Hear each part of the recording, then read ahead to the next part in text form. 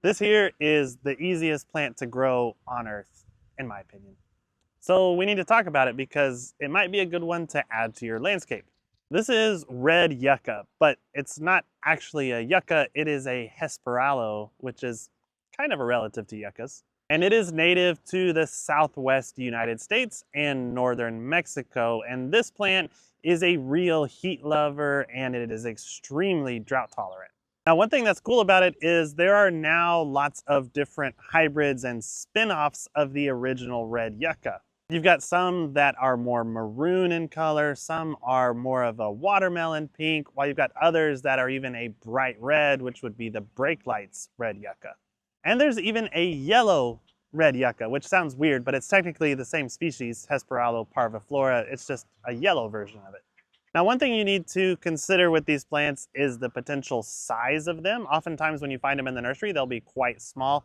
The original Red Yucca and many of the variants, the foliage will get 2 to 4 feet tall, and these bloom spikes can reach up to 6 feet tall. So you've got to keep that in mind whenever you're thinking about where to put them in your flower bed.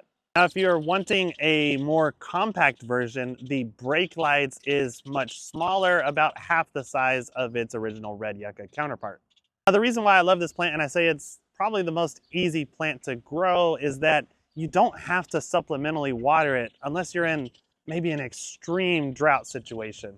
And you really don't even need to do any soil amending as far as adding in extra organic matter or anything like this. You can really just dig a hole, drop it in, and then walk away.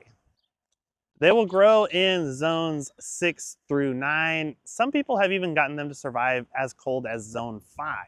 They seem to be pretty well deer resistant, except for maybe the blooms. I have seen deer munch on those. And they do seem to be resistant to pests and disease, with exception to the blooms. Once again, I have seen aphids get on the blooms. They can be grown either by dividing this big clump. You could dig out little pieces of it and split it that way, or you can also grow them from seeds because these bloom stalks will produce seeds.